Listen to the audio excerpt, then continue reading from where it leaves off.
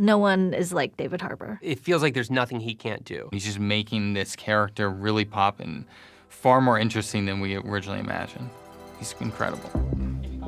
My name's David Harbour. I play Chief Jim Hopper on the show. I emailed the tape to the guys, and it was 2 seconds later. We all knew we had our guy. And he just brought this classic leading man quality that we just hadn't seen in a long time. As himself, he has a gruffness and a charm that is really unique. David was a really fun character in season 2. We got to make him Indiana Jones. What I love about David, and especially his performance, is that it's so natural. It seems like he is Hopper and that he really becomes Hopper when he's in front of the camera. His spaces are fun, because out of everyone on the show, I feel like David knows who Hopper is. He has a certain charisma, but underneath that is this sort of feelings of injustice. I think he's very disappointed. I think he's very sad, and I think he's shoved it all down. Had you met him 7 years ago, I think he was a guy with a really big heart. And I think sometimes that still comes through, but there are layers and layers on top of that that are hard to find. That sometimes it only appears in sort of moments. Your heart breaks for this guy. You know, he's been through so much, but then he also has just like this fiery wild side where he can get pretty angry.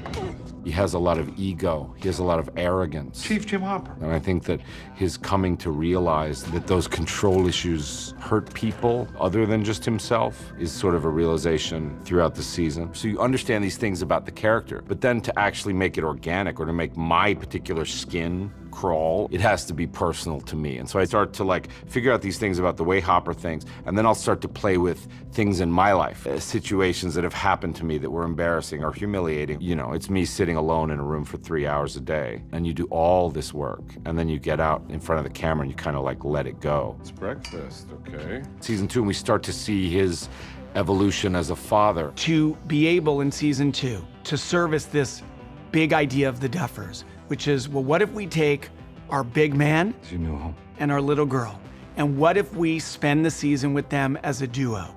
We knew that it was going to be Clash of the Titans, and we knew we were building a family, a father-daughter connection for two characters who need that more than anything. So you have this guy who is alive again, and he's found purpose, and he's found sort of will to live, and he has an opportunity to create more justice in the world for this little girl.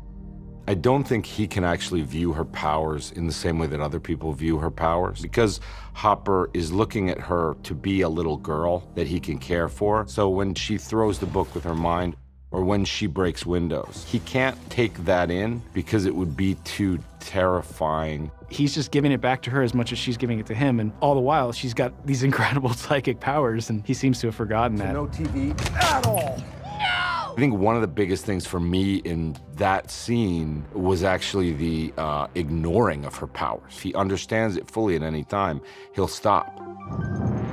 He needs her to close this rift. But again, like to send who you think of as your daughter into this scary place is like a terrible choice to have to make. And there's this moment of like, I'm in too deep. Friday night at 3:30 in the morning, we were all just ready to, go home and have a long weekend. And we finished the scene and we were walking through the woods, and I looked at David, and it was just the two of us walking, and I said, David, I was in such a foul mood like 15, 20 minutes ago, and that performance made me feel like it was worth being out here at this time right now. Hopper is our rock, and David Harbour is our anchor. I think, honestly, for the rest of my life, I will always say it was David Harbour that helped me bring out and channel this character.